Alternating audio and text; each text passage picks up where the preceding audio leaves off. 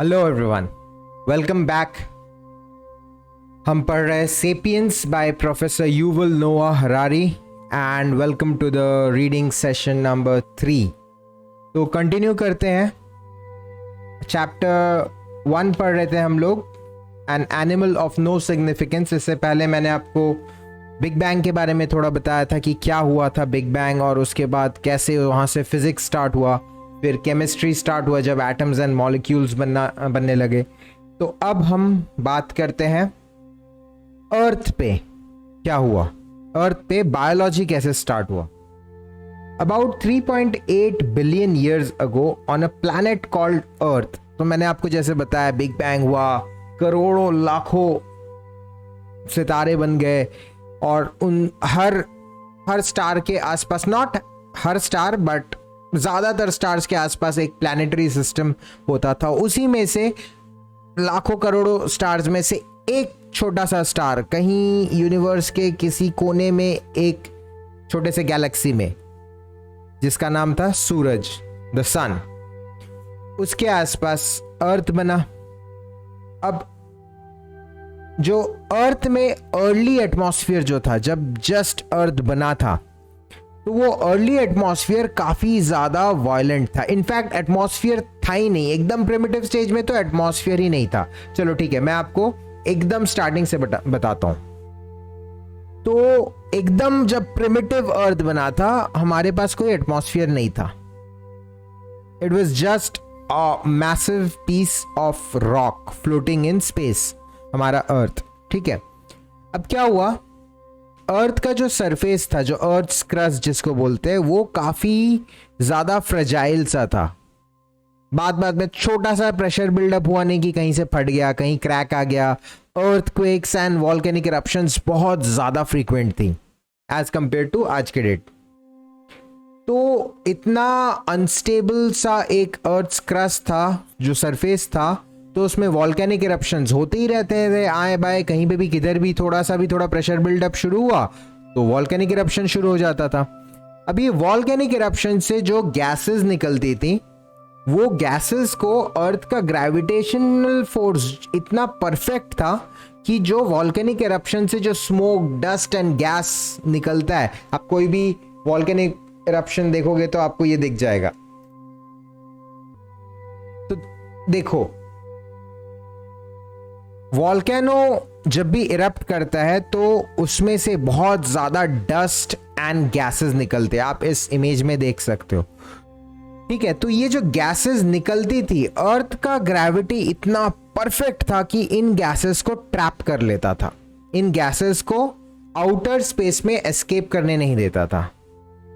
थोड़ा सा भी अगर अर्थ का साइज छोटा होता, मास कम होता, तो ग्रेविटेशनल फोर्स कम होता, और फिर इन गैसेस को अगर ट्रैप नहीं कर पाता अर्थ, तो अर्थ के चारों तरफ जो ये एटमॉस्फेयर है, ये होता ही नहीं। तो ऑब्वियसली अर्थ में कभी लाइफ भी नहीं आता है। Earth would have just been like some other planet, maybe like Venus और मार्स, जैसा है ना लाइफलेस, वैसे ही अर्थ भी होता। तो अर्थ का ग्रेविटी इतना परफेक्ट था कि इन गैसेस को ट्रैप कर लिया और एक ब्लैंकेट बना लिया अपने चारों तरफ, जिसको बोलते हैं प्रिमिटिव एटमॉस्फेयर। मैं आपको दिखाता हूं। तो देखो, ये है प्रिमिटिव एटमॉस्फेयर का एक, ऑब्वियसली ये रेंडर्ड इमेज है, कोई उस वक्त कैमरा लेके खड़ा तो नहीं था, बट कुछ ऐसा सा दिखता था प्रिमिटिव एटमॉस्फेयर हमारा। पूरा ड्राई, बैरन, कोई फॉर्म ऑफ लाइफ नहीं था अर्थ पे, स्कॉर्च्ड सरफेस था, जगह जगह वॉल्केनिक इरप्शंस हो रहे थे, बहुत ज्यादा डस्ट एंड गैसेस एटमॉस्फेयर में था, एटमॉस्फेयर का टेम्परेचर ज्यादा था, तो वेरी हार्श कंडीशंस बेसिकली। ठीक है, अब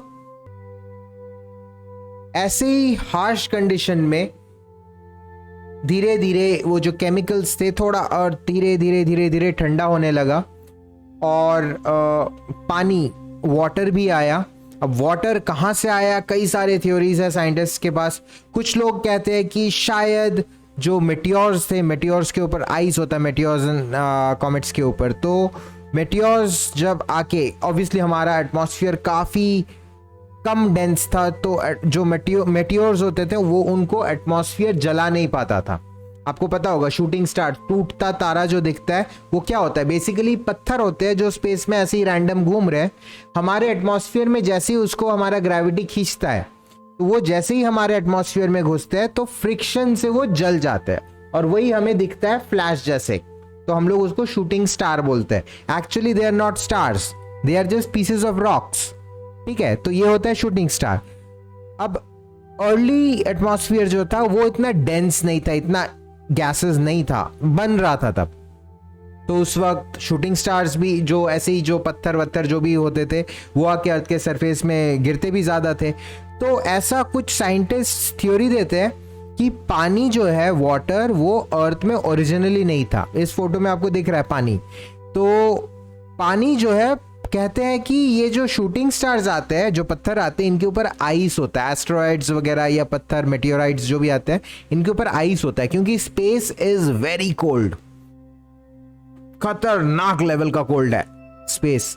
ठीक है, तो ऑब्वियसली वहां पे पानी सॉलिड फॉर्म में ज्यादातर रहता है, आइस के फॉर्म में। तो अब जब ये मेटियोर्स आके अर्थ के सरफेस में स्ट्राइक करने लगे तो ऑब्वियसली हीट प्रोड्यूस हो रहा था और उस हीट से वो जो पानी था, जो आइस का लेयर था उस मेटियोर के ऊपर या एस्ट्रॉइड के ऊपर, वो पिघल जाता था और पिघल के वो पानी जो है कहीं जम जाता था। इस तरह से कहते हैं अर्थ में धीरे धीरे धीरे धीरे वाटर भी आने लगा।